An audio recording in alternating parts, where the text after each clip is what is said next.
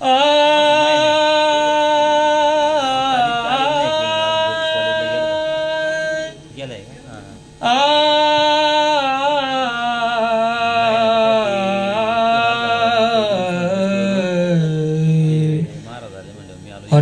राम राम राम हरे हरे, हरे कृष्ण कृष्ण कृष्ण हरे हरे, हरे राम राम राम हरे हरे, हरे कृष्ण कृष्ण कृष्ण हरे हरे, हरे राम राम राम हरे हरे, हरे कृष्ण कृष्ण कृष्ण हरे हरे, हरे राम राम राम हरे हरे, हरे कृष्ण कृष्ण कृष्ण हरे हरे, हरे राम राम राम हरे हरे, हरे कृष्ण कृष्ण कृष्ण हरे हरे, हरे राम राम राम हरे हरे, हरे कृष्ण कृष्ण कृष्ण हरे हरे.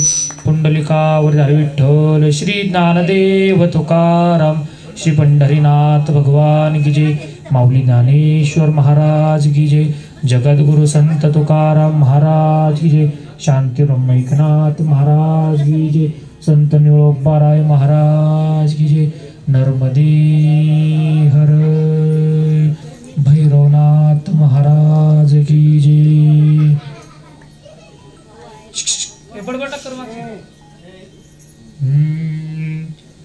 देह तव आहे प्रारब्धा अधीन, देह तव आहे प्रारब्धा अधीन, याचा मी काशीन वाहू भार, सर्व माझा काळ तुझी या चिंतनी, काया वाचा मने इच्छित से,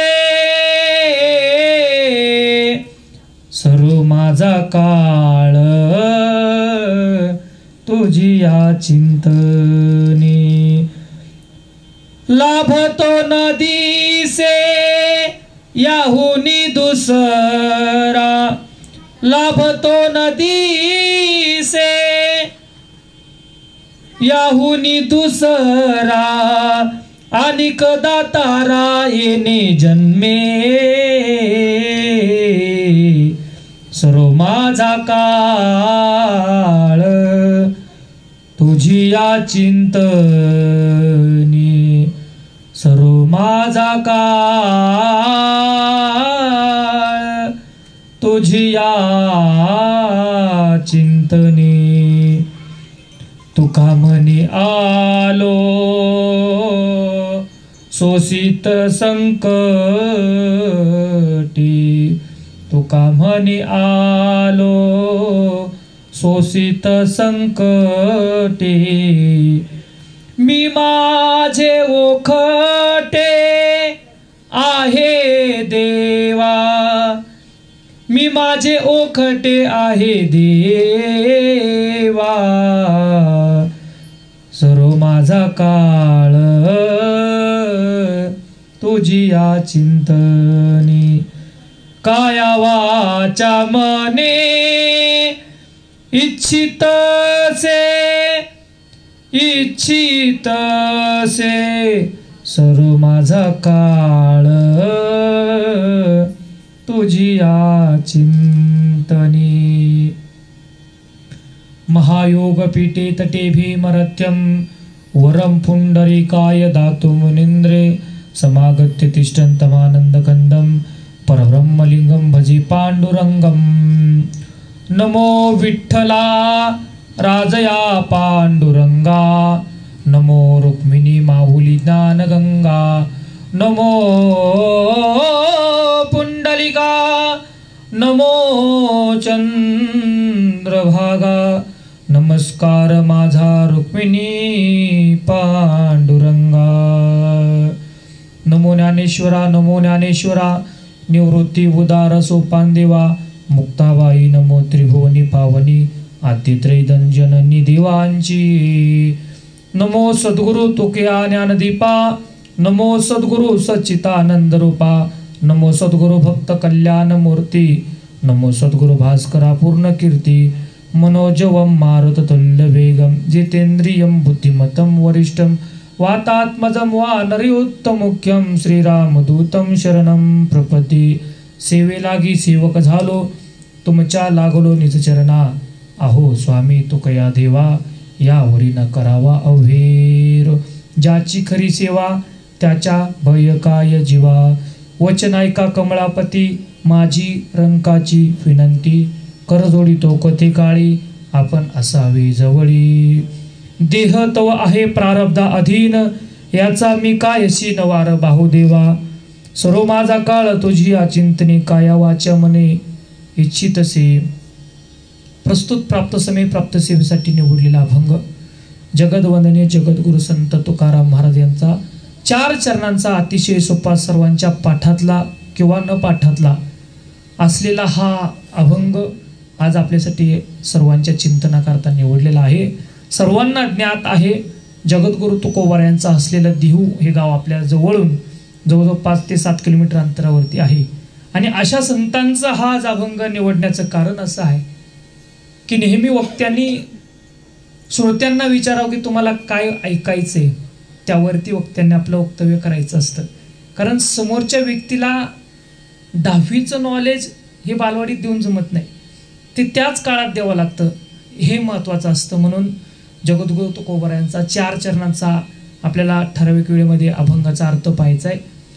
काय असतं, काही भाग असतात, त्या भागामध्ये काही प्रथा असतात आणि त्या प्रथा जुन्या लोकांनी चालू केलेल्या आहेत. आणि जुन्या लोकांचं जे चालू करण्यामागचं जे उद्देश आहेत ते खूप महान आहेत. कारण जुनं ते सोनं आजही आपण म्हणतो आणि त्या व्यक्तीने ते तयार करून ठेवलेलं आहे. आज त्याचं आपण जोपासना करतोय आणि तुमच्या भागात मला खूप अभिमान वाटतो की अशा व्यक्तींच्या जाण्यानं सुद्धा अजून ते व्यक्तींच्या मागं हे हरिनाम घडतंय. हे फक्त तुमच्याच भागात घडतंय, त्याचं कारण संतांचे पावलं या भूमीला लागलेले आहेत म्हणून हे घडतंय. आमच्या भागात का घडत नाही? एकही उदाहरण मला असं आठवत नाही का तिथं असं प्रवचन ठेवतात. दशक्रियेलाच बळबळ ठेवावं लागतं. म्हणजे हा भाग आहे, असं चिंतन करायचं आहे आपल्याला, अभंग पाहायचं आहे. प्रवचन असतं म्हणजे काय असतं, अभंग मांडला जातो, त्या अभंगावरती चिंतन मांडलं जातं.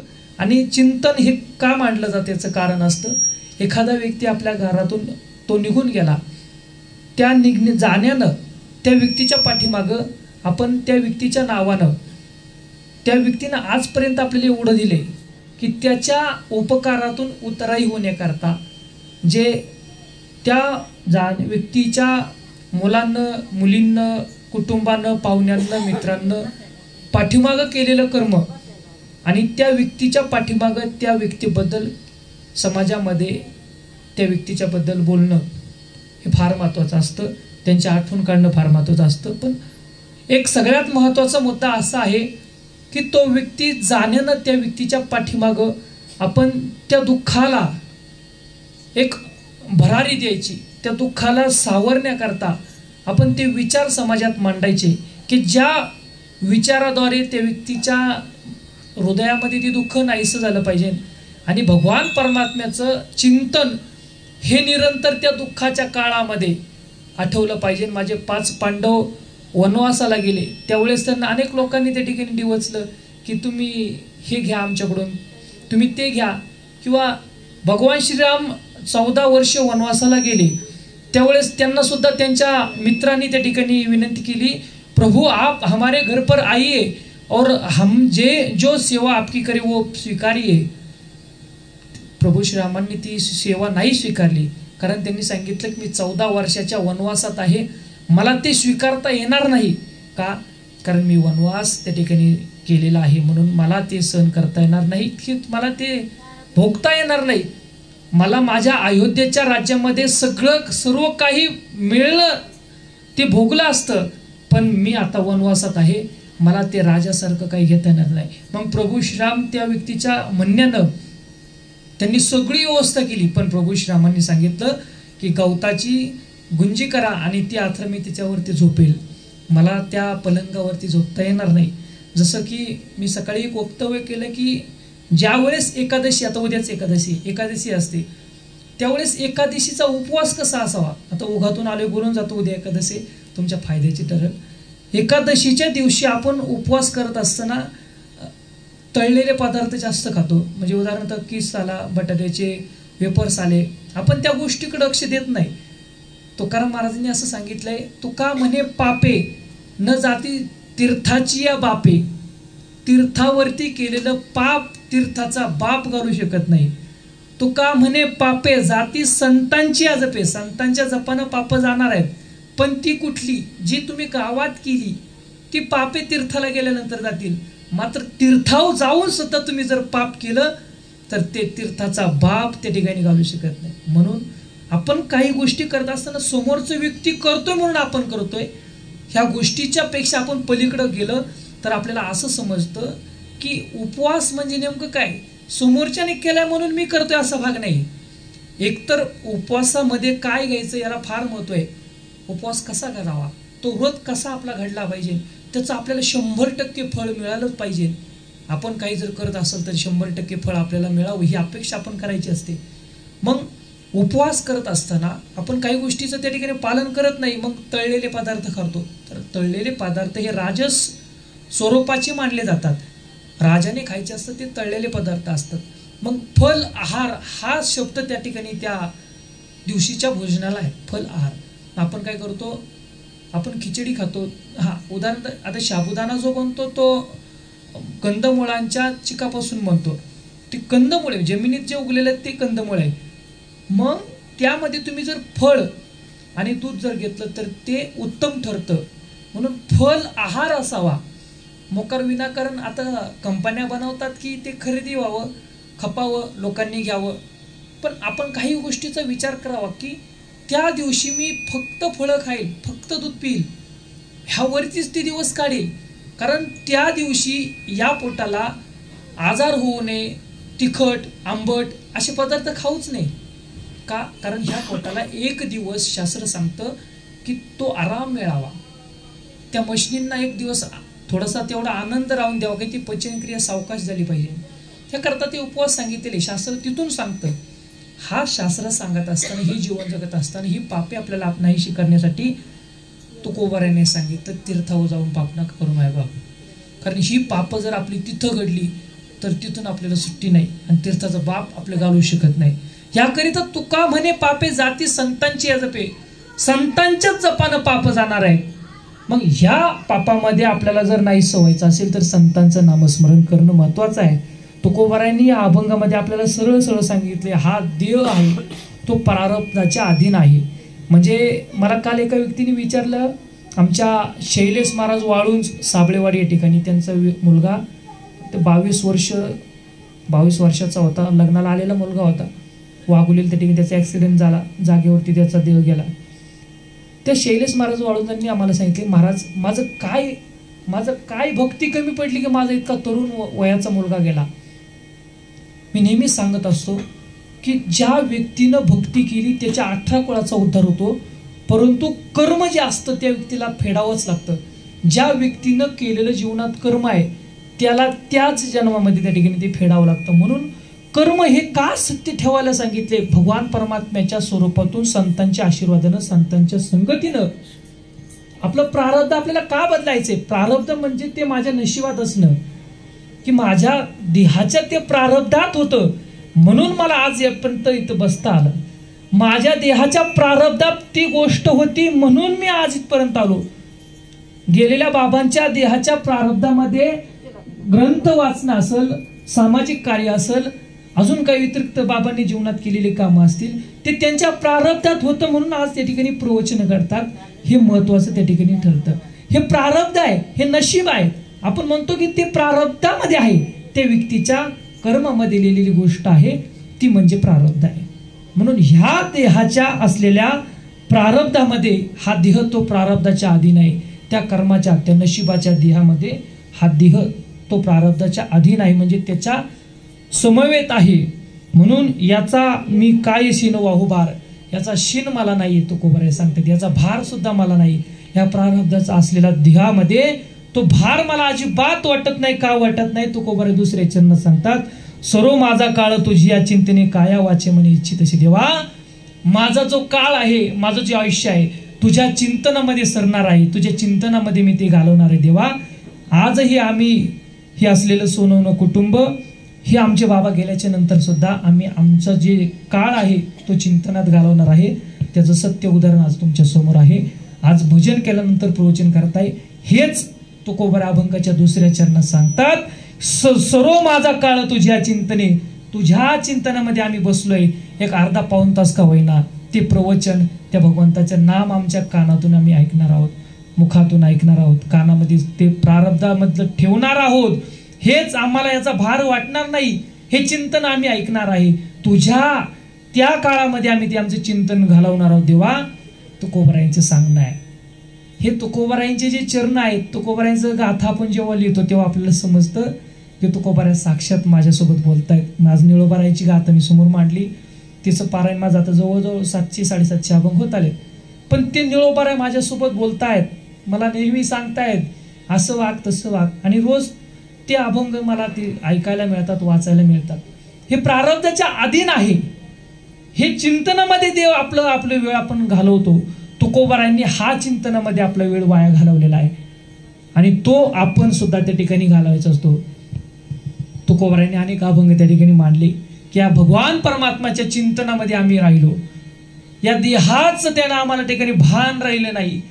13 दिवस तुकोबारायांनी त्या ठिकाणी ती साधना केली, तो प्रयास केला त्या भगवान परमात्म्याला प्राप्त करण्याचा. देवा 13 दिवस झाले, 14 दिवस झाले तेव्हा तुझी प्राप्ती आम्हाला त्या ठिकाणी झाली. 14 दिवस झाले आणि 15व्या दिवशी भामचंद्र डोंगरावरती जगद्गुरु तुकोबारायांनी त्या भगवान परमात्म्याला ती भेट दिली. पण त्याही आधी जगद्गुरु तुकोबारायांना 12व्या दिवशी, 11व्या दिवशी, 13व्या दिवशी वाघ म्हणून त्या ठिकाणी भगवान परमात्म्याने भेट दिली, विंचू रूपाने दिली, सर्प रूपाने दिली. पण तुकोबारायांनी ठणकावून सांगितलं, देवा याकरिता आम्ही त्या ठिकाणी अधिष्ठान तुझं मांडलेलं नाहीये, आम्हाला तुझं ते चतुर्भुज रूप दाखव, आणि त्या रूपाकरता आम्ही त्या ठिकाणी बसलेलो आहोत. म्हणून देहाच्या देहाच्या अधीन असलेलं, प्रारब्धाच्या अधीन असलेले जगद्गुरु तुकोबाराय सांगतायत की देवा तुझ्या चिंतनामध्ये आमचा वेळ, आम्ही काळ त्या ठिकाणी घालवीन. देवा हे असलेलं चिंतन आम्ही याच्याच मध्ये तो आहे. तुकोबाराय तिसऱ्या चरणात सांगतात, लाभतो न दिसे याहूनी दुसरा, अनेक दातारा येणे जन्मे. देवा आम्ही त्यामागे कोणताही लाभ पाहिलेला नाही. तुझ्या चिंतना करता, तुझ्या प्रारब्धा करता, आमचा प्रारब्ध सुधारण्याकरता आम्ही कोणताच लाभ पाहत नाही. आज कोणताही आम्ही त्या ठिकाणी फायदा पाहत नाही. देवा लाभ तो न दिसे याहूनी दुसरा, यापेक्षा काय दुसरा लाभ असणार आहे की आमच्या देहामध्ये आम्ही आज आमचे सोनवणे बाबा गेल्यानंतर सुद्धा प्रवचन करतो, भजन करतो. ह्या पलीकडे आम्हाला काय आनंद हवाय? दुःखामध्ये आम्हाला आज सुख मिळतंय, दुःखामध्ये आम्हाला आनंद प्राप्त होतोय. तुम्ही म्हणसाल महाराज याचं दुःखामध्ये सुख कसं काय प्राप्त होतं? ज्या वेळेस एखादा व्यक्ती जातो, पण त्या व्यक्तीच्या पाठीमागे त्या व्यक्तीचं 90, 95 वय किंवा 75च्या पुढे गेल्यानंतर आपण ते दुःख मानायचं नसतं. त्या व्यक्तीला त्या ठिकाणी खूप आयुष्य मिळालेलं असतं, आणि त्या आयुष्यामध्ये तो व्यक्ती जात असताना त्याला खूप आयुष्य मिळतंय आणि सुखानं त्या ठिकाणी जातोय. कारण जो देह येणार आहे तो जाणार आहे. झाड उगल्यानंतर त्याचा कधीतरी नाश आहे, म्हणजे नाशिवंत देह जाणार सकळ, आयुष्य खातो काळ सावधान. हे सर्व जाणार आहेत. प्रभू श्रीरामांना अवतार संपवावा लागला, भगवान श्रीकृष्णांना अवतार संपवावा लागला, जगद्गुरु तुकोबारायांना अवताराची कुठंतरी त्या ठिकाणी समाप्ती करावी लागली, माऊली ज्ञानोबारायांना कुठंतरी समाधी घ्यावी लागली. ते तर माऊली होते, ते तर तुकोबाराय होते, ते तर निळोबाराय होते, ते तर भगवान श्रीराम होते, ती भगवान श्रीकृष्ण होते. तर आपण सामान्य कोण आहोत? आपण सुद्धा सर्वजण जाणार आहोत. मग त्याच्या कर्मानुसार मग काही स्वर्गात जातात, काही मृत्यू लोकात जातात, काही पाताळ लोकात जातात. ज्याच्या त्याच्या कर्मानुसार ज्याला त्याला त्या ठिकाणी फळ मिळतं. पण तुकोबाराय सांगतात की हे कर्म जे आहे, धर्माची तू मूर्ती, पाप पुण्य तुझ्या ते देवा, पाप आणि पुण्य तुझ्या हातात आहे. पुण्य आम्ही कमवतोय देवा, पाप पण आमच्याकडून घडते. मग हे पाप जाण्याकरता सुद्धा माऊली ज्ञानोबारायांनी संतांनी लिहून ठेवले की पाप कशी जायची, पाप करा पण कशी घालवली पाहिजे. माऊली माझे नामदेव महाराज त्या ठिकाणी अभंगातून सांगतात, वाचे म्हणता गंगा गंगा सकळ पापे जाती भंगा, गंगा गंगा 2 वेळा सांगितलंय. का सांगितलंय? एकदाच का नाही सांगितलं? वाची म्हणता गंगा सकळ जाते पापी भंगा. मग एकदाच का नाही म्हणले? 2दाच म्हणले. वाची म्हणता गंगा गंगा सकळ पापे जाती भंगा. 2दा सांगितलंय. माऊली ज्ञानोबांनी का सांगितले? हरिमुखी म्हणा, परत हरिमुखी म्हणा, पुण्यांची गणना कोण करी? का यमक जुळत नव्हतं म्हणून म्हणले? हा विचार आपण कधी केला का म्हटले? माऊली ज्ञानोबांनी हरिमुखी म्हणा, हरिमुखी. इकडे बघा, तिकडे कोण आलं तरी हरिमुखी म्हणा, हरिमुखी म्हणा, पुण्याची गणना कोण करी? एकदा माझ्यासाठी हरिमुखी म्हणा आणि एकदा त्या भगवान परमात्म्यासाठी हरिमुखी म्हणा. ते मुखाने हरी म्हटल्यानं पुण्याची गणना कोणी करणार नाही. ती पुण्याचा साठा होईल आणि पुण्याचा साठा आयुष्यात आपल्याला प्रारब्धाला कामाला येतो. ते नशीब आपलं उजळतं. मग म्हणतो हे 2 व्यक्ती आहेत, 2 भाऊ आहेत. या दोघांपैकी एक व्यक्ती त्या लेवलला गेला का तर त्या व्यक्तीचं प्रारब्ध चांगलं होतं. म्हणून तुकोबारा सांगतात की हे देहामध्ये असलेले हे प्रारब्ध आहे ते ह्या प्रारब्धाच्या अधीन आहे. आणि हेच प्रारब्धाच्या अधीन असताना देवा आम्ही आमच्या असलेल्या जीवनामध्ये हे प्रारब्ध सांभाळलं, ते प्रारब्ध वाढवलं. आणि का वाढवलं तर तुकोबारा एक दुसऱ्या चरणात सांगतात की तुझ्या चिंतनात नेहमी आम्ही राहिलो. तुझ्या चिंतनात राहत असताना कोणताही लाभ आम्ही त्या ठिकाणी दुसरा पाहिलेला नाही. अनेक दातारा येणे जन्मी, कोणत्याही जन्मात दातारा त्या ठिकाणी आम्ही हा लाभ पाहणार नाही. कोणता लाभ तर देवाच्या चिंतनातला लाभ आम्ही कधी पाहणार नाही. लाभ म्हणजे त्याचा फायदा. आम्ही कधीही फायदा पाहिला नाही की देवा तुझ्या भजनात आम्ही रंगलेलो आहे, तुझ्या भजनात आम्ही दंग झालेलो आहे, मग याचा फायदा आम्हाला जीवनात कधी होईल का? याचा सुद्धा तुकोबारांनी कधी फायदा पाहिलेला नाही. म्हणून तुकोबारा सांगतो अभंगाच्या 3ऱ्या चरणात वेगळा लाभ आम्ही आमच्या आयुष्यात पाहिलेला नाही. त्याच्या चिंतनात मात्र आम्ही आयुष्यभर राहिलो. तेच आपल्याला आयुष्यभर त्या व्यक्तीच्या चिंतनात राहायचंय. त्या व्यक्तीचं वर्षभर असलेलं जे कर्मकार्य जे पंडितजी सांगतात ते आपल्याला आयुष्यात करायचंय. व्यक्ती गेल्यानंतर गरुड पुराण सांगतं की तो व्यक्ती गेल्याच्या नंतर त्या व्यक्तीचे असलेले जे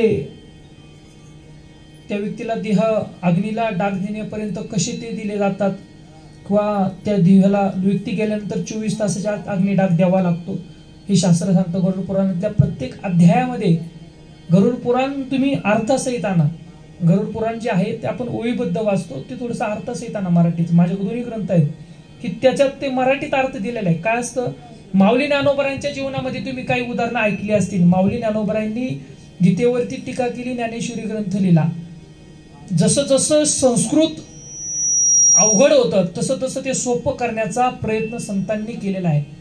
जसं जसं शास्त्र पुढे वाढत गेलं, जसे जसे संतांचे उगम होत गेले, संतांचे अवतार होत गेले, तसं तसं प्रारब्ध, तसं तसं त्याचं ज्ञान हे सोपं होत गेले. तुम्ही लक्षात घ्या, माऊली ज्ञानोबांच्या ज्ञानेश्वरीचा अभ्यास करा. ज्ञानेश्वरीचा अभ्यास करता करता माऊलींनी चांगदेव 65 लिहिली, अमृतानुभव ग्रंथ लिहिला. पण तो ग्रंथ अवघड वाटावा म्हणून माऊली ज्ञानोबांनी शेवटी 28 चरणांचा 28 अभंगाचा हरिपाठ नावाचा ग्रंथ लिहिला. का? कारण आपल्याला वाचायला वेळ नाही, आपल्याला ज्ञानेश्वरी वाचायला वेळ नाही. मग आम्ही आमच्या त्या वेळामध्ये ते ग्रंथ वाचून ते पारायण आम्ही त्या ठिकाणी करतो. हरिपाठ आम्ही नित्यनेमाने करतो. हे का करतो आपण? हे प्रारब्ध सुधारण्या करतो. का करतो? देवाचं चिंतन पाहण्याकरता करतो. का करतो? या देहाला कुठंतरी त्या देवाचं चिंतन होण्याकरता ते करतो. गरुड पुराण प्रत्येक अध्यायामध्ये सांगतं की त्या व्यक्तीला अग्निडाग कसा द्यावा, तो कुणी द्यावा, अग्निडाग देत असताना तो कशाने पेटवावा, तो कसा पेटवला पाहिजे. त्या व्यक्तीला उचलल्यानंतर ते खांदेकरी ज्या ठिकाणी बदलले जातात ते का बदलतात? त्या व्यक्तीला एका ठिकाणी विसावा दिला जातो, नंतर पुढचे खांदेकरी मागं घेतात, मागचे खांदेकरी पुढे घेतात, त्यांच्या अगरबत्त्या ज्या असतात त्या इकडे तिकडं करतात. ते दगड बरेच जण दगड व्यक्ती घेतात आणि मग जिथं ते आपण विसावा दिलेला आहे तिथं ते ठेवतात. आणि मग तिथं ते ठेवताना परत कधी आपण नैवेद्य घेऊन आलो तर त्या ठिकाणी पहिला नैवेद्य दाखवला जातो आणि नंतर पुढे दाखवला जातो. तो आत्मा जो आहे तो त्या विसाव्यापर्यंतच थांबतो, तिथं पुढे येत नाही. तो जो आत्मा निघालेला आहे घरापासून तो तिथंच थांबतो, तिथं पुढून येत नाही. म्हणून तो विसावा दिला जातो, ते दगड ठेवले जातात. त्याचं खूप शास्त्र आहे, पुढच्या वेळेस तुम्हाला ते सविस्तर सांगाल. आणि तिथून उचलल्यानंतर परत ते देहाला त्या स्मशानभूमीमध्ये गेल्यानंतर आपण एक प्रदक्षिणा मारून त्याचं उत्तरेकर तोंड ठेवतो. आपण कधी कधी शास्त्रामध्ये बडबड ना करू, इकडे बघा, आपण कधी कधी पाहतो की त्या व्यक्तीला त्या ठिकाणी ठेवत असताना आपण काही गोष्टी माझी लिंक तुटली झाल्यानंतर गरुड पुराण सांगतं की त्या व्यक्तीचा देह गेल्यानंतर 10व्या दिवशी त्याची दशक्रिया केली जाते. आता अडचणीनंतर आपण अमावस्या आली तर ते जुळत नसेल किंवा एखाद्याचं लग्न आलं तर 3-4 दिवशी त्या कुटुंबाला मोकळं करून द्यायचं असतं, म्हणून आपण ती शास्त्रानुसार आपल्याला वागावं लागतं. पण त्या व्यक्तीला दशक्रिया 10 दिवसाची क्रिया झाल्यानंतर 10 पिंड त्या ठिकाणी प्रदान केले जातात. 13व्या दिवशी 13वा पिंड प्रदान केला जातो. 15 पिंड त्या ठिकाणी ते द्यावा लागतात आणि 13व्या दिवशी त्या व्यक्तीचा प्रवास 13व्यापासून चालू होतो. नाही बाबा 10व्या दिवशी होत नाही. 10व्या दिवशी फक्त 10 पिंड दिलं जातं. कावळ्याच्या रूपाने तिकडे मोक्ष प्रदान केला जातो. कावळा शिवतो, नाही कावळा शिवला तर त्या देहाचा तो कावळा करावा लागतो, धर्माची गाय बनवावी लागते आणि मग तो कावळा त्या ठिकाणी शिवल्यासारखं ते दाखवलं जातं.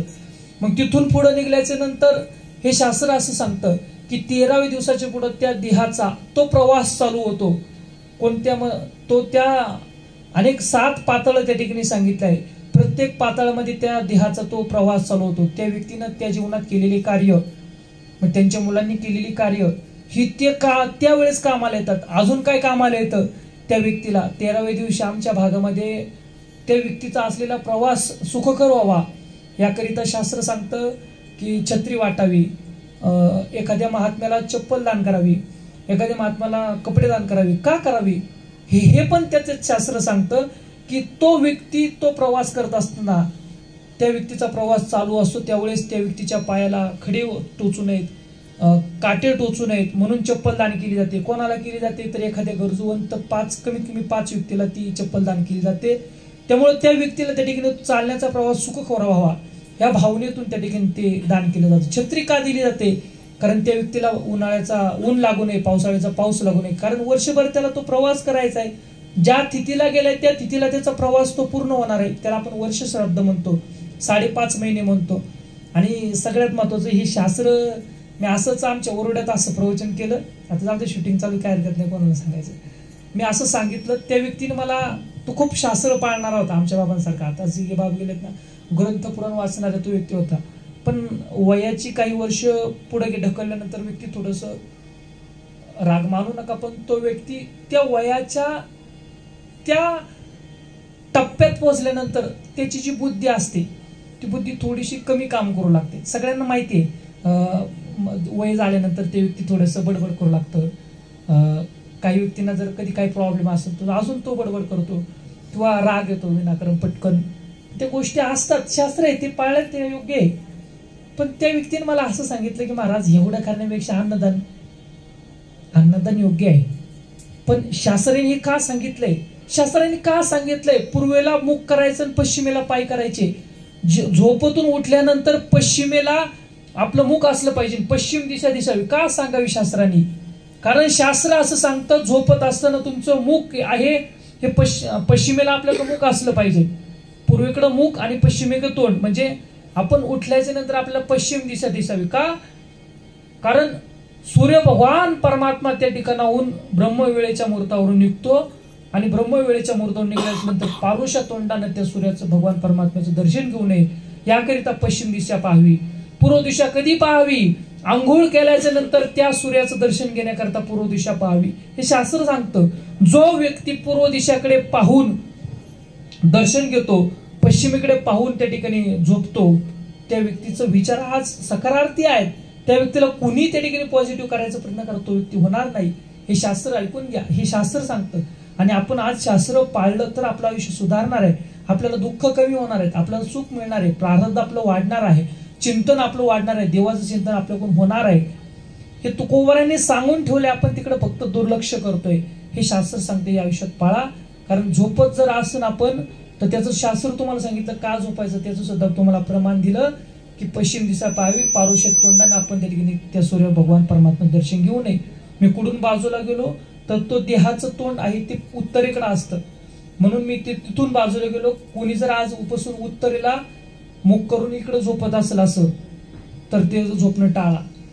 कारण निगेटिव्ह विचार, नकारार्थी विचार होतात. त्यांना एखाद्याने सांगितलं की हे काम होईल का, तो म्हणाल होईल का, करू का, बघून विचार करू, असे विचार त्या मनाच्या त्या व्यक्तीमध्ये प्रारब्ध होतात. म्हणून ते विचार जर आपल्याला बदलायचे असेल तर आचार बदलले पाहिजे. कारण विचार बदललं तर नशीब बदलतं, आणि त्या आयुष्यात आपल्याला त्या ठिकाणी प्रदान करायचे.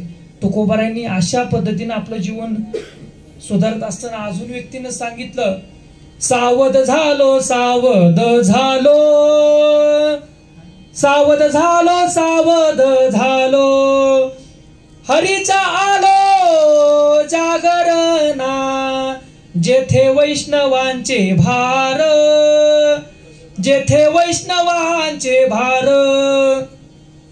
जय जयकार गरजत से, जय जयकार गरजत से, जेथे वैष्णवांचे भार जेथे वैष्णवांचे भार. ही फडकरी चाली आहेत, खूप चाली सुंदर आहेत, सारी गप्प बसा नाही पण फडकरी चाली आहेत आणि त्याच्यात आनंद आहे. वारीत आपण आमचे सोनून बाबा माग अध्यक्ष आहेत, आपण चाली म्हणतो, काय सुंदर चाली आहेत होत्या, त्याच्यात आनंद आहे आणि हेच सुखाकरता आपल्याला प्राप्त होण्याकरता आहे. तुकोबारायांनी सुद्धा सांगितलं की सावध झालो सावध झालो आणि हरीच्या जागरण आलो.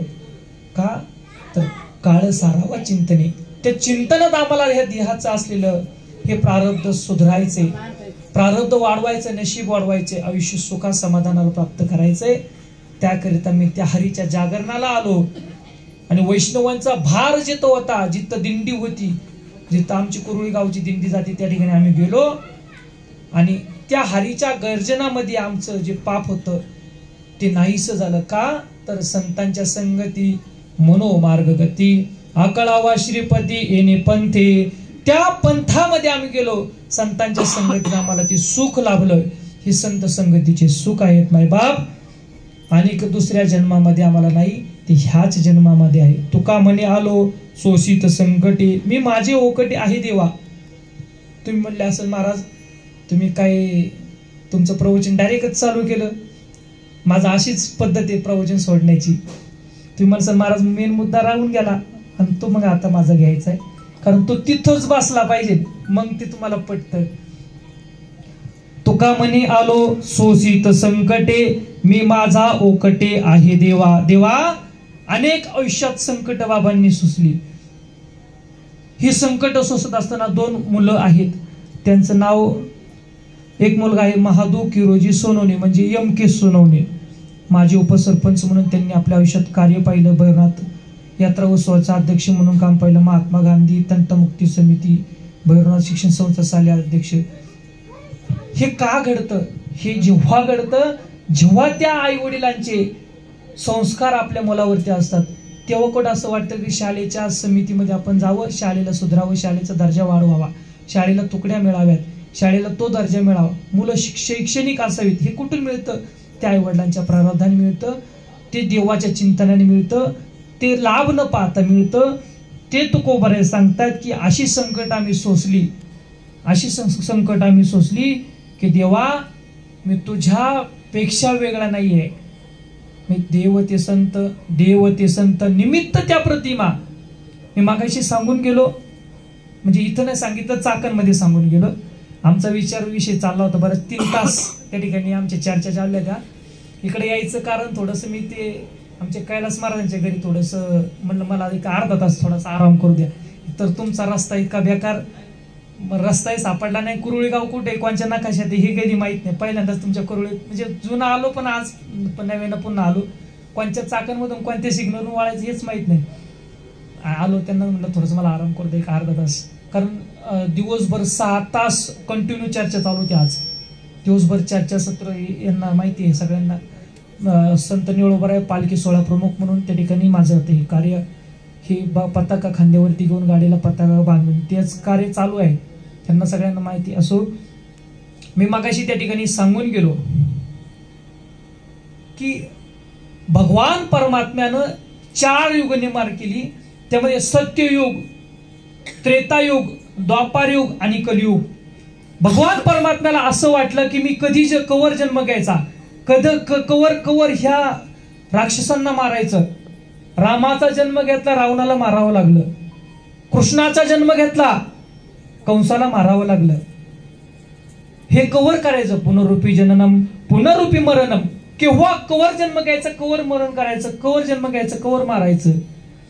तेव्हा देवाला त्या ठिकाणी एक खंत वाटली, आता कलियुग सुरू होणार आहे आणि या कलियुगामध्ये आता मारणं बंद करायचं. आता काही कलियुगात मारित्यात पण गोळ्या घालतात आहे का नाही, त्या पिक्चर मध्ये पाहतो. सत्यात पण तुमच्या भागात एमआयडी शिरत होते, अवघड गोष्टी काही गोष्टी. पण हे होत असताना देवाला सुद्धा वाटलं आता मारामारी बंद करायची. मग आता काय करायचं, आता संत व्हायचं आणि माणसासारखं जगून दाखवायचं. ते जगद्गुरु तुकोबाऱ्या झाले. जगद्गुरु तुकोबाऱ्या नाही, तुमच्या आमच्यासारखे 4 हात नव्हते, आपल्याला 2च हात आहेत. 2च हात 2च पाय, मनुष्यासारखं त्या ठिकाणी मनुष्याकृती ख्याती केली. आणि तुकोबारायांनी ती ख्याती आज करून दाखवली. त्यांनी सांगितलं, आपण आजही म्हणतो ते देव होते, ते संत होते, आपल्याला ते होईन का? आपल्याला काम आहे आमच्या एमआयडीशी, आम्हाला काय सोयचा मार्ग कवा करायचा आम्ही. पण तुकोबारायांनी ते आयुष्य जगून दाखवलं. तुकोबारायांनी रावणाला मारलं नाही, तुकोबारायांनी कंसाला मारलं नाही, पण त्यांनी कोणाला मारलं? काम, क्रोध, मद, मत्सर, मोह या 6 विकारांना मारलं. कलियुगामध्ये देवाला माहिती होतं हेच 6 विकार मारायचे, हेच रावणासारखे असलेले ते शत्रू मारायचे.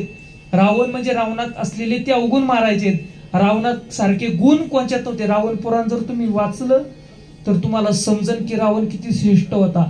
फक्त एक अहंकार नावाचा तो विचार त्याच्यामध्ये होता, तो घालवण्यासाठी त्या ठिकाणी प्रभू श्रीरामांना दसऱ्याच्या दिवशी त्या प्रभू श्रीरामांना तो रावणाचा वध त्या ठिकाणी करावा लागला. इकडे लक्ष द्या.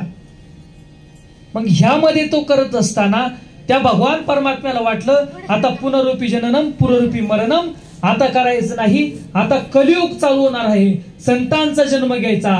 देव ते संत, देव ते संत, निमित्त त्या प्रतिमा. देव ते संत आहेत, देव ते संत आहेत, निमित्त मात्र त्या प्रतिमा आहेत. या प्रतिमेत आपण यायचं आणि या समाजाला ते असलेले विचार समाजापर्यंत पोहोचवायचे. ते विचार कसे पोहोचवायचे तर जगद्गुरु तुकोबाऱ्यांच्या गाथेप्रमाणे पोहोचवायचे. ते विचार कसे पोहोचवायचे तर माऊली ज्ञानोबाऱ्यांच्या ज्ञानेश्वरी प्रमाणे पोहोचवायचे. ते विचार कसे पोहोचायचे? महाराज आम्हाला वेळ नाही.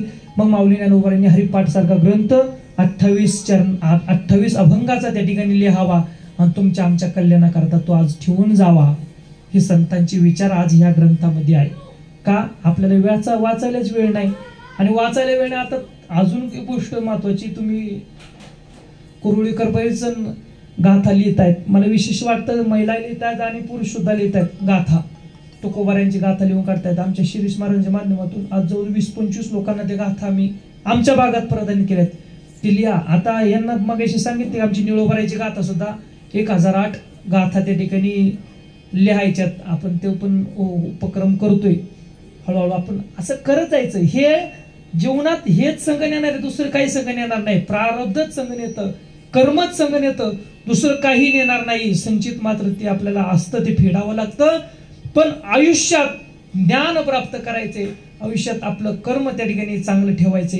आयुष्यात ज्ञान प्राप्त करत असताना, आयुष्यात कर्म प्राप्त करत असताना, प्रारब्ध सुधारत असताना आपल्याला त्या संतांचं संगत करायचे, आपल्याला त्या देवाचं नामचिंतन करायचे.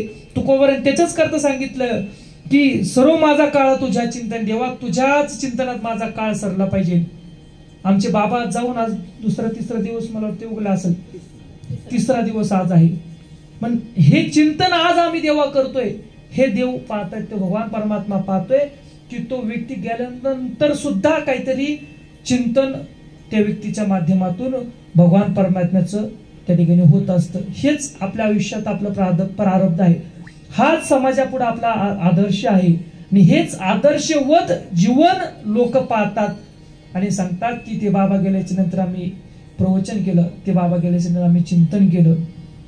मात्र तुका म्हणे आलो शोषित संकटी. ही संकट सोसत असताना त्या व्यक्ती, त्या बाबांना त्या ठिकाणी आपल्या जे बाबा गेलेले आहेत कैलासवासी किरोजी दामोजी सोनवणे, वय वर्ष 95, आपल्या 2 मुलांना त्या ठिकाणी त्यांनी जन्म दिला आणि चांगल्या पद्धतीने समाजात महादेव किरोजी सोनवणे माजी उपसरपंच आणि सत्यवान किरोजी सोनवणे 3 मला वाटते मुली आहेत, 4 मुली आहेत का? बरोबर, 4 मुली 2 मुलं, असं 6 मुलांचं कुटुंब त्यांनी आयुष्यभर त्या ठिकाणी पाहिलं आणि त्यांना त्या ठिकाणी चांगल्या प्रकारे संस्कार देऊन आज ते आपण त्या बाबांच्या विचारामध्ये आज आपण भगवान परमात्म्याचं नामचिंतन करत आहोत. काय होतं, दुःखाचा प्रसंग असतो, पण या दुःखाच्या प्रसंगामध्ये काही व्यक्ती ते दुःख अजून वाढवत असतात.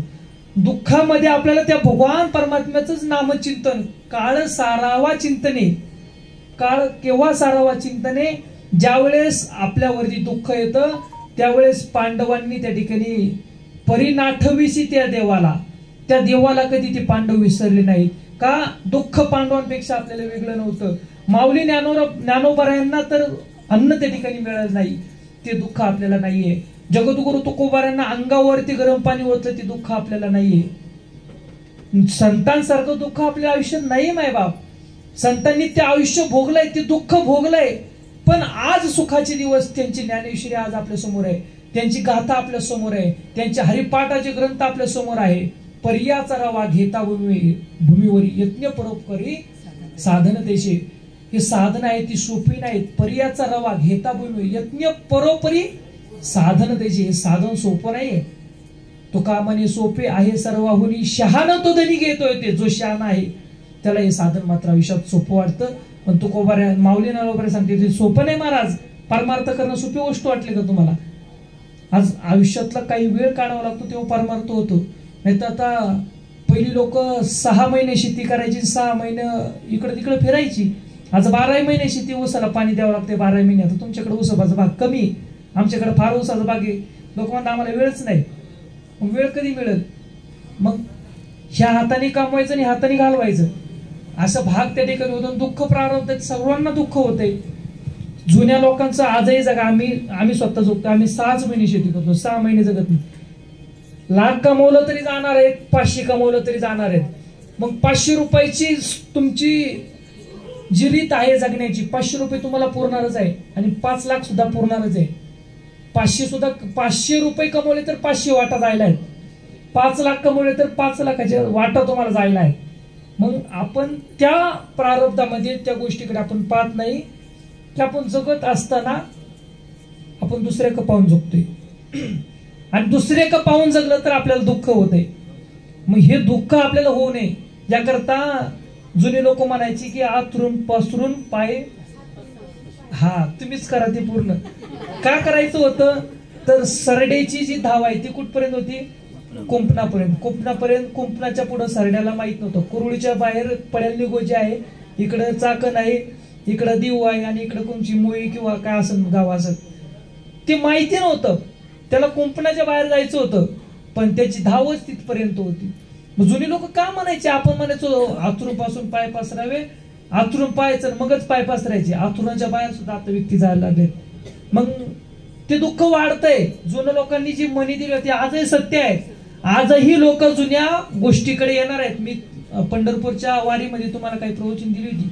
आजही वाट्यावर वाटण्याकरता लोक आज वाटा घ्यायला तयार झालेत. पाटा का वाटा तुमचा, वाटण्याकरता पाटा. मग मिक्सर मध्ये वाटल्यानंतर मी तुम्हाला त्या पंढरपूरच्या प्रवचन मध्ये सांगून गेलो की मिरचीचा जो भाग आपल्या पोटात गेल्यानंतर पोटाचे विकार आपल्याला त्या ठिकाणी होतात. पोटाच्या आत आपल्याला दिसतं काही कोणी पोटात रोज जाऊन बघा तर काय काय होते. मग हे भाग आहेत आपल्याला आयुष्यात ते दुःख देणार आहेत. म्हणून त्या दुःखाला सावरून आज आपल्याला सुख प्रदान करायचं असेल तर काही गोष्टी जुन्या आपल्याला आज ओढावे लागतील. जुनं ते सोनं होतं ते आजही सत्य आहे, ते आपल्याला आज पाळावं लागेल. कुठंतरी उद्या तुम्हाला पाट्यावर वाटावंच लागेल. ते भाग चूर्ण झाला तर ते पोटाला चांगला आहे, नाहीतर पोटाचे विकार होतात. जो व्यक्ती तंबाखू खात नाही त्या व्यक्तीला कॅन्सर होतोय.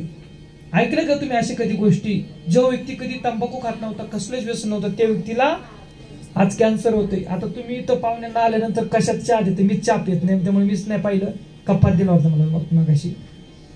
तो प्लॅस्टिकच्या कपामध्ये आपण चहा देतो. उदाहरण ऐकून ठेवा आणि थोडं पालायचा प्रयत्न करा. त्या कपामध्ये आपण चहा ठेवला, तो गरम चहा त्या कपात ठेवल्यानंतर त्या कपाचे जे काही पदार्थ असतो तो खेचतो आणि ते आपल्या पोटात जातात तर कॅन्सर होतो. अजून एक मी हे सगळ्या लोकांना वाटते, हा पंढरपूरच्या वारीला सांगितलं होतं की आपलं जेवणाचं ताट स्वतः आपलं पंढरपूरला. आता पुढच्या वर्षी आम्ही ती मोहीम चालू करतोय. खूप मोठी संघटना मला भेटली आणि त्या संघटनेच्या माध्यमातून ती ताटही वाटणार आहेत आणि प्रत्येक दिंडीत येऊन तो कार्यक्रम करून घेणार आहेत. प्रत्येक व्यक्तीला ती ताट वाटायची, ती ताट आपण ठेवायची. माझं थोडं विषयांतर होतोय, मला मान्य आहे, पण थोड्या काही गोष्टी जर आपण इथून आपल्यापासून सुरुवात केली तर कॅन्सर सारखा रोग आपल्याला होणार नाही. आणि कॅन्सर सारखा रोग न तंबाखू खाता होतोय त्याचा अर्थ काहीतरी तुम्हाला कोणतरी सांगितलं पाहिजे. का होतोय माझं कसलं दुकान नाही, माझ्या कशा गोळ्या आणलेल्या नाही मी. पण कॅन्सर होतोय त्याचं कारण काय? प्लास्टिकच्या पदार्थात आपण आपलं जेवण त्या ठिकाणी करतोय, ते करू नये. गरम पदार्थ खातोय, गरम चहा आपण त्या पेपरच्या कपामध्ये पितोय. ते अजून एक, तुम्ही तुमची मुलं कोणी कामाला जात असेल सकाळच्या पारी, तर गरम गरम पदार्थ आपण त्या प्लॅस्टिकच्या डब्यामध्ये ठेवतोय. त्या प्लॅस्टिकच्या डब्यानंतर ते पदार्थ ठेवल्यानंतर सुद्धा त्याच्यात ते काही गुण त्या अन्नात उतरतात, ते आपल्या पोटात जाऊन कॅन्सर सारखे रोग आपल्या तरी होत आहेत. हे महत्वाचं आहे. हे जर आपल्याला आज नाही जर कळलं तर लाख रुपये दवाखान्यात आपले आजही जाणार जे, ते लाख रुपये जाऊ नये याकरता आपण आपलं आयुष्य कसं जगायचे. आजही महाराज आमच्या ओरड्याकडे तुम्ही येऊन पहा, आजही बी मसाले तुमचे पॅकिंग मधले आमच्याकडे नाहीत. आम्ही 10 किलो मिरच्या आणतो, दळून आणतो, आणि त्यामध्ये काय असं ते मसाले आमच्या आजही आज्या आमच्या मावश्या ते तयार करून ठेवतात.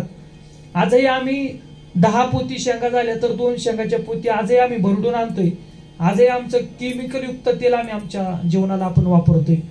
हे लोक आयुष्य जगायला शिकलेत.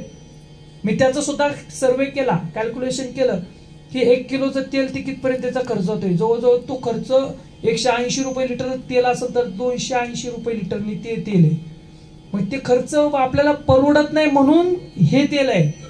म्हणजे तुम्ही त्याचा सर्वे कधी केला का? मग त्याच्यात किती ते पदार्थ टिकण्याकरता केमिकल टाकले जातात. पदार्थ टिकण्याकरताच केमिकल आहे, बाकी काहीच गोष्ट नाहीये.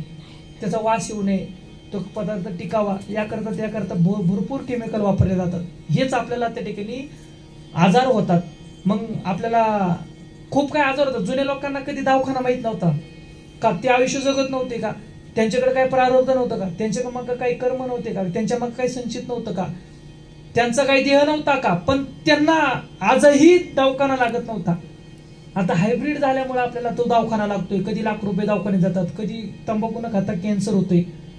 ह्या गोष्टी जीवनात आहेत. देह आहे तो प्रारब्ध अधीन. हेच प्रारब्धाच्या अधीन ही देहाची अवस्था आपली आहे. ती काळाच्या चिंतनामध्ये आपण सारायची. आपलं 8:15 वाजले. किती वाजेपर्यंत करायचं अजून? 1-5 मिनिटात आपण आपली सेवा संपू. अशा पद्धतीनं आपण आज हे चिंतन पाहण्याचा प्रयत्न केला. तुकोबऱ्याचा सुंदर असा अभंग ठेवला होता आणि त्याचा चिंतन पाहण्याचा प्रयत्न केला. काही प्रकर्षाने गोष्टी तुमच्या समोर मांडण्याचा मला प्रयत्न झाला. पंढरपूरच्या वारीमध्ये सर्वांची सोनवणे महाराज आपली ओळख झाली आणि तुमच्या दिंडीमध्ये, तुमची दिंडी मला वाटते 204 नंबर, आमची 204 नंबर आमची चिंचोलीची आहे आणि तुमची 206 नंबरची दिंडी काय मिळत असतो भरनाथ महाराजांचा दिंडी सोहळा. तुमचा दिंडीचा असलेलं तुमचं धर्मशाळा सुद्धा आमच्या दिंडीपासून जवळच आहे, म्हणून त्या दिंडी सुद्धा येत असतो. अशा पद्धतीने आपला असलेला हा दिंडी सोहळा आणि हे सोनवणे कुटुंब आज बाबांना जाऊन 3रा दिवस आहे. 2 मुली आणि 4 मुलं आणि 4 मुली असा असलेला हा 6 मुलांचा कुटुंब. अतिशय सुंदर त्यांचं समाजात कार्य. त्या ठिकाणी सरपंच असेल, अध्यक्ष असेल, दोन्ही मुलं त्या ठिकाणी समाजात, या समाजाच्या कल्याणाकरता आज झटत आहेत. हेच बाबांचं असलेलं कर्म, हेच असलेलं बाबांचं प्रारब्ध, हेच मुलं पुढं त्या ठिकाणी चालवत आहेत. म्हणून अशी असलेल्या माझ्या वडिलांची मिरासी ग देवा, तुझी चरण सेवा पांडुरंगा, हीच माझी सेवा. मी आज आयुष्यभर माझ्या वडिलांची सेवा माझ्या वडिलांच्या वर्षश्राद्धापर्यंत करीत राहीन. 5.5 महिना असेल, महिना जीव घालायचा असेल, कावळ्याला त्या ठिकाणी नैवेद्य दाखवायचा असेल, एक सुंदर शेवट जाता जाता सांगून जाईल. ऐकून ठेवा, आयुष्यात पाळा, काही करायला लागणार नाही. तेवढं 4 गोष्टी पाळल्या तर आयुष्याचं सुख समाधान मिळणार आणि त्या गोष्टी आपल्याकडे येणार आहे. शेवटच्याच गोष्टी सांगून जातो. कावळ्याला नैवेद्य रोज दाखवत जा.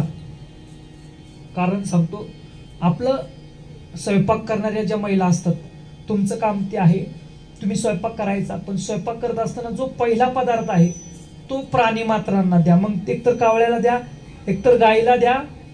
कारण कावळा हा पित्राचा पक्ष मानला जातो.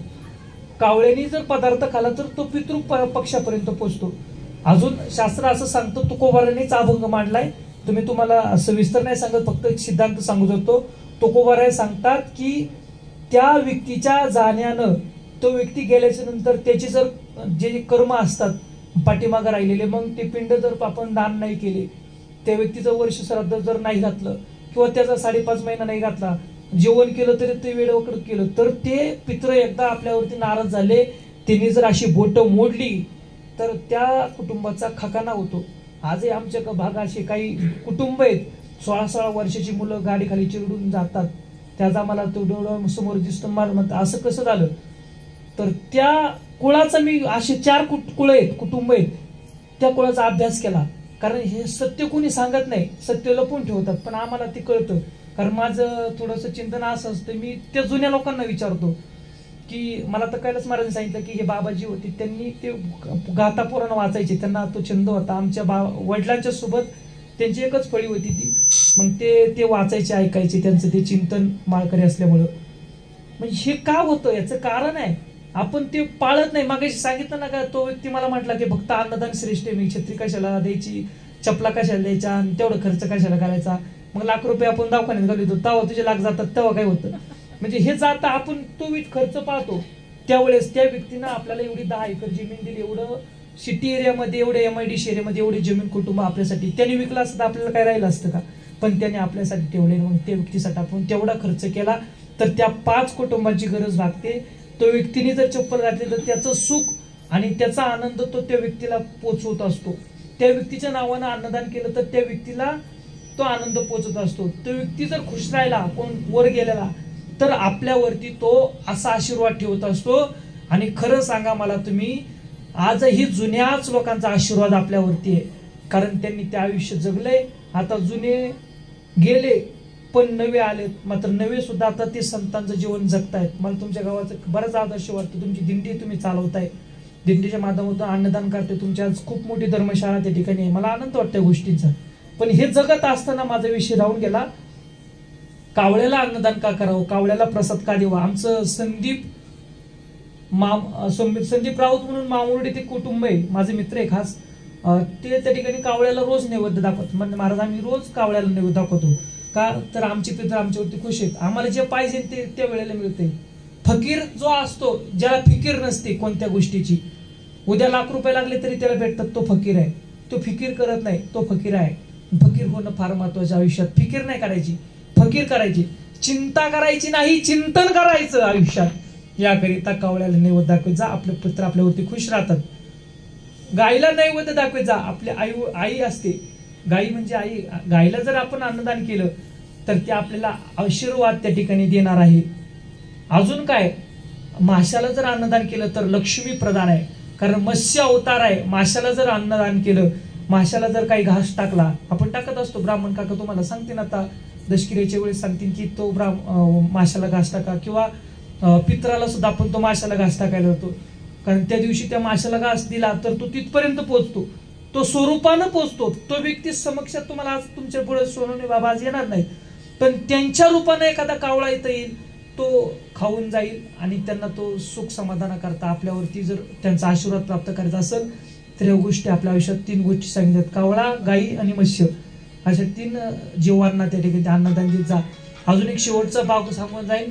आपल्या घरी आपण जेवण करत असताना एखादा जर कुत्रा आला आपल्या घरातलं, तर त्यांनी आपण जेवत असलेल्या अन्नावरती त्याची जर दृष्टी पडली तर ते अन्न त्याचं होऊन जातं. त्यावेळेस कुत्रा आपल्याला येते माहिती, एक तुकडा गव्हा आहे ना त्या कुत्र्याला टाकायचा आहे.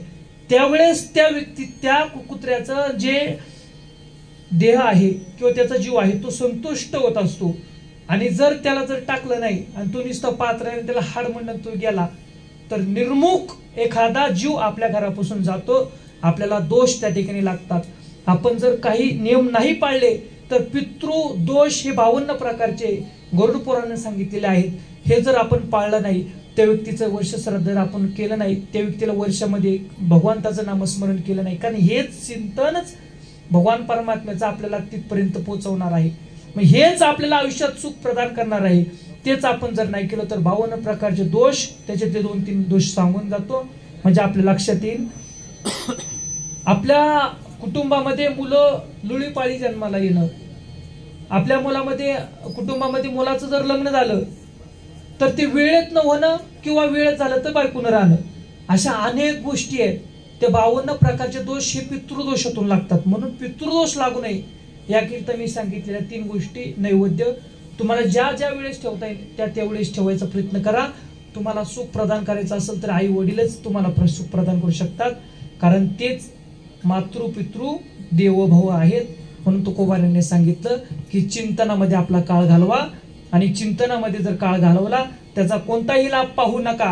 आणि हा लाभ पाहत असताना देह हा आपल्या प्रारब्धाच्या अधीन आहे, ह्याचा कोणताही लाभ आपण आयुष्यात पाहायचा नाही. आयुष्यात खूप संकट येतात, पण या संकटाला सामोरे जाण्यासाठी तुकोबारायांनी सांगितलं की देवा माझं इतरत्र व्यक्त कोणतंच नाहीये, पण तू आहे, तोच मी आहे. देवते संत निमित्त त्या प्रतिमा. असं चिंतन आज आपल्या ठिकाणी तुकोबारायांच्या अभंगावरती 4 चरणावरती झालं. मला या ठिकाणी आज ज्यांनी बोलवलं आमची परमात्मा दत्तात्रय महाराज कड, आमचे गुलाब महाराज सोनवणे, शिरीष महाराज कड, कैलास महाराज माळशीकर, आमचे निगोजियावरून आलेले तानाजी महाराज येळवंडी, तुम्ही ओळखी अनोळखी बाबांच्या मुलं कुटुंब अजून कोणी असेल आमची तरुण मित्रमंडळी सर्वजण कुरुळीकर मित्र परिवार या दुःखाच्या या कुटुंबाच्या दुःखामध्ये सहभागी झालात आणि त्या कुटुंबाला त्या ठिकाणी आधार देण्याकरता आजही आपण आपला वेळ खर्च करून या ठिकाणी उपस्थित राहिलात. मी तुम्हाला सर्वांचं धन्यवाद व्यक्त करतो. कारण असंच त्या कुटुंबाच्या त्या दुःखामध्ये सहभागी व्हा, त्या कुटुंबाला त्या ठिकाणी थोडेसे आधार द्या. कारण आपल्याला वाटतं ते सुख आपल्याला आयुष्यात मिळत असतं. म्हणून एकमेकाला साथ आयुष्यात द्या आणि आयुष्याचं कल्याण करा. बोलत असताना एवढं जे बोललेलं आहे संतांच्या कृपेचं आहे. माझं काहीच नाही, हे ह्या देहाकडून करून घेतलंय. त्या भगवान परमात्म्याने ती कृपा लाभली म्हणून तुमच्या समोर बोललो. आपुल्या बळी नाही मी बोलत, सखा कृपावंत वाचा त्याची, साळुंकी मंजुळ बोलत शिवानीशी कविता धनी वेगळाची. काय म्या पामरे बोलाई उत्तरी, परित्या विशुंभरे बोलविले तुका म्हणे कोण जाणे त्याची कळा.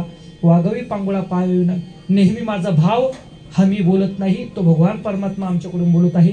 मी तुमच्यासारखाच सामान्य आहे, इथं बसलो काय तिथं बसलो काय, पण ते नमन करून तो भगवान परमात्मा आम्हाला ते ज्ञान प्रदान करतो आणि तुमच्या बरोबर बोलायला लावतो. कारण तुम्हाला मागाशी मी सांगून गेलो, देव साक्षात तुमच्या समोर येणार नाही, पण कोणत्या ना कोणत्या तरी रूपात तो येईल. तो कोणत्या ना कोणत्या कावळ्याच्या रूपात येईल, तुमचं त्या ठिकाणी तो प्रसाद घेऊन जाईल. त्यावेळेस त्या कावळ्याला हाकण्यापेक्षा त्या कावळ्याला एकतर पदार्थ आपण जर खायला घातला तर तेच आपले आई वडील त्या रूपात.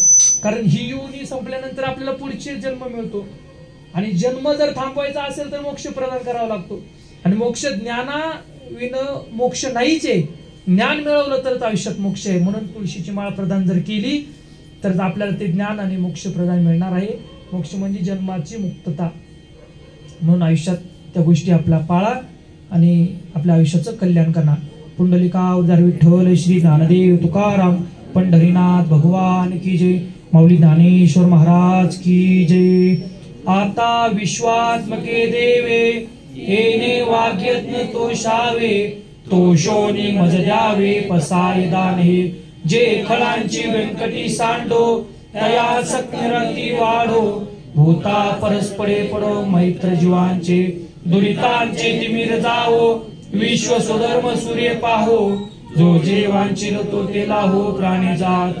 वर्षत सकळ मंडळी ईश्वर निष्ठांची मांदी आली, अनवर्त भूमंडळी भेटतो त्या होता. चला करपतोंचे आदरो, चेतना चिंतामणीचे गावो, बोलते जे अर्णभो पियुषांचे, चंद्रमेचे लांछन मार्तंड हे तापहीन. हे सदा सज्जन सोयरे होतो, किंबहुना सर्व सुखी पूर्ण होनी तिन्ही लोकी. भजिजो आणि कृष्ण खंडित आणि ग्रंथ पूजिये, विशेष लोकीये दृष्टांदृष्टी जे वाची. हे तमने श्री विशेष राहो, आहो ही दान पसाहो. येणे वरी ज्ञान देव सुखिया झाला, येणे वरी ज्ञान देव सुखिया झाला, येणे वरी ज्ञान देव सुखिया झाला. हरि ओम. शांती शांती शांती शांती. ठल विठ्ठल विठ्ठल विठ्ठल.